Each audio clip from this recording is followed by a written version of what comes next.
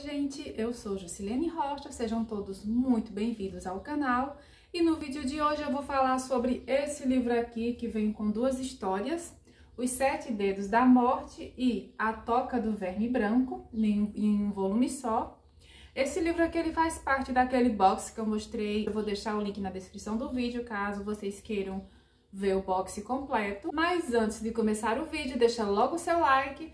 E se é novo aqui no canal, aproveita e já se inscreve. Bom, gente, como eu já falei, né, o livro é dividido em duas partes. Os Sete Dedos da Morte, que tem mais de 200 páginas, e A Toca do Verme Branco, que tem menos de 200 páginas. Essa edição aqui é da Nova Fronteira, edição de 2018.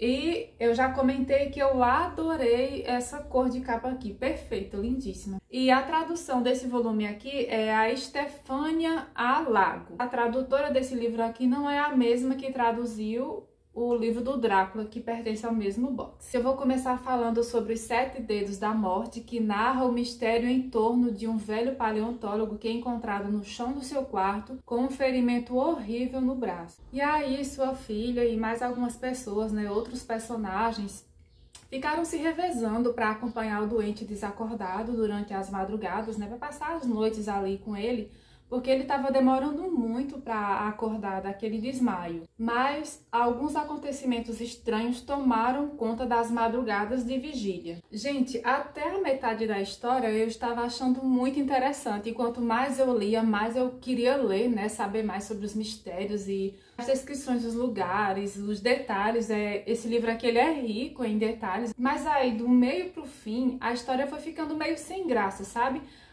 Durante bastante tempo, muitas e muitas páginas, não aconteceu nada, só algumas especulações, né, dos personagens, mas nada acontecia de fato, e aí eu fui perdendo o interesse, né, pela leitura. E apesar da ambientação do início da história ser muito parecida com o Drácula, né, eu não considerei ele um livro de terror.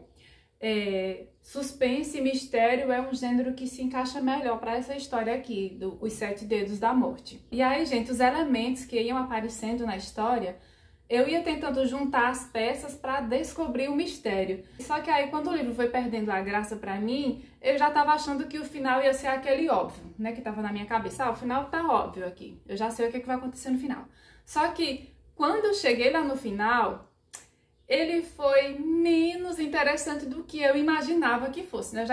Eu já tinha um final óbvio na cabeça e aí ele conseguiu ser menos interessante ainda do que eu estava imaginando. Aqui no livro também são narradas as viagens, né, do paleontólogo pelo Egito, os achados dele. Se você curte esse tipo de livro, né, que tem mistério, sedução, suspense, explorações, eu indico que você leia, porque às vezes você pode ler e ter uma opinião diferente da minha. Então, na dúvida, é bom ler e tirar as suas próprias conclusões, né, sobre a leitura, sobre a história.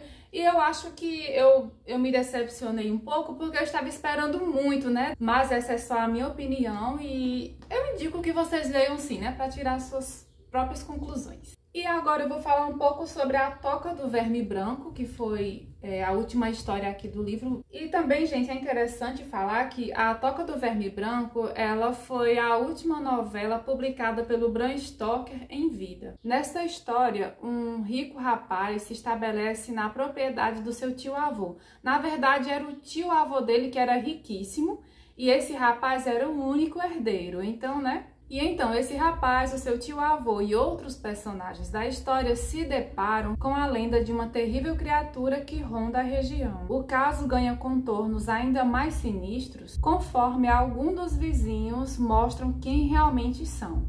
Essa é basicamente a sinopse do livro, e esse verme branco ele é considerado por um dos personagens mais velhos do grupo como uma espécie de monstro primordial. É como se ele fosse um daqueles monstros da antiguidade que com o tempo conseguiu evoluir e se transformar em outra coisa. E aqui nesse livro, gente, tem romance, tem mistério, suspense, tem personagens sombrios. No geral, a história é basicamente um grupo que se reúne, assim como na história do Drácula, né, que tem um grupo que se reúne para capturar o Drácula, para tentar matar ele. Então, aqui também acontece basicamente isso, né, um grupo mas só que um grupo bem menor do que aquele do Drácula se reúne, e então esse pequeno grupo tenta descobrir uma forma de eliminar de vez esse ser maléfico que aterroriza a região ali onde eles vivem. E tem umas partes aqui nessa última história que são um pouco confusas, mas mesmo assim, né, entre as duas histórias que tem aqui no livro, eu gostei mais da Toca do Verme Branco. A história é menos arrastada e tem um pouco mais de ação no final. Não sei se eu mostrei de perto aqui, ó, os 7 dedos da morte. É uma mão com 7 dedos. Só que no livro ela é descrita